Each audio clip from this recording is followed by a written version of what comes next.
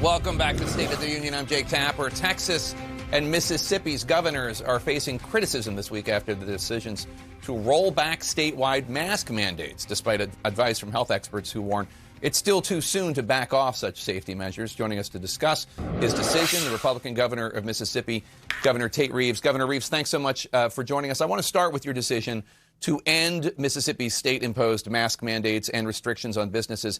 Take a listen to what Dr. Anthony Fauci had to say about that decision this week. It just is inexplicable why you would want to pull back now. I understand the need to want to get back to normality, but you're only going to set yourself back if you just completely push aside the public health guidelines. The CDC just released a study that said areas with no mask mandates or dining restrictions experience increased rates of infection and death. Health experts believe that because of your decisions, Mississippians will unnecessarily get sick and die. What's your response? Well, Jake, thanks for having me on today. I always appreciate the opportunity. And the fact of the matter is that all of these individuals who for a year have said, follow the science, follow the data, now want me, when things are going down, to completely ignore the data. The fact is, in America, we're seeing approximately 70,000 cases a day. Mississippi is 1% of the U.S. population, and therefore we should be seeing about 700 cases a day if we were on par with the U.S. The fact is, our 7-day average is under 450 cases.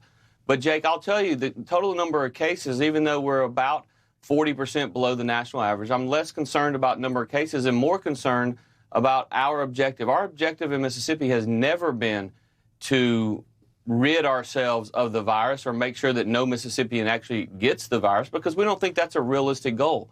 Our goal is to ensure that we protect the integrity of our healthcare system such that every single Mississippian that gets the virus, that can get better with quality care, receives that quality care.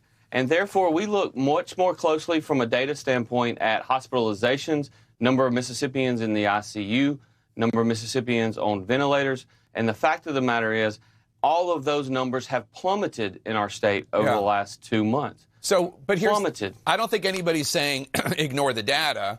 I think they're saying we're not there yet. And, you know, we've been through this before. Back in September, when cases were roughly the same level they are now, you lifted Mississippi's statewide mask mandate then and relaxed social distancing requirements then. At the time, you said, quote, it was a very turbulent summer, but we've come out on the other side. But then cases began to rise again, and you ultimately went through an even worse surge over the winter. More than 3,000 Mississippians lost their lives during that time. We know more people are likely to get sick and die without mask mandates. That's what the science says. Why is this a trade-off you're willing to make, given the fact that we've really been here before?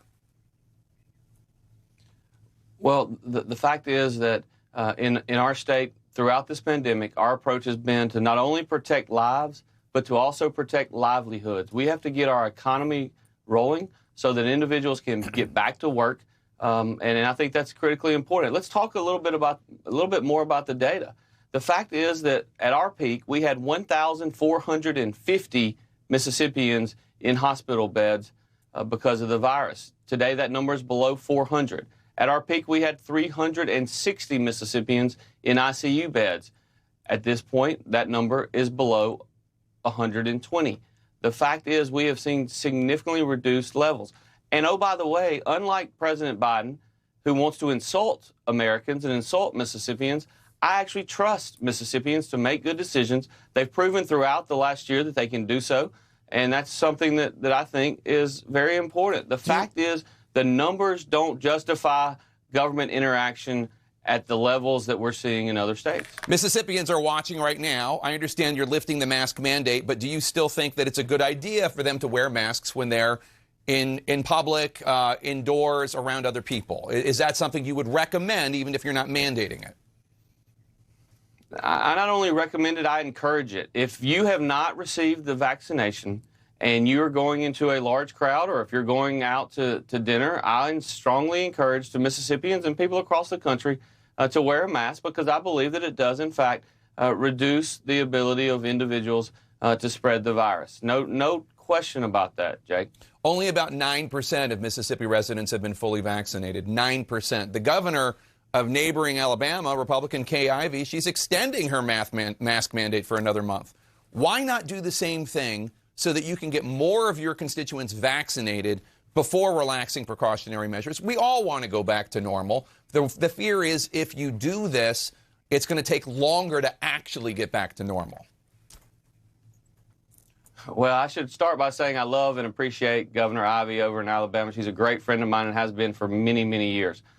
But when you look at the numbers in Mississippi, it doesn't justify government intervention. It just simply does not. It doesn't justify statewide mask mandates. You made a very valid point earlier that statewide mask mandates have not been in effect in our state over the last 6 months, and we're not going back to that.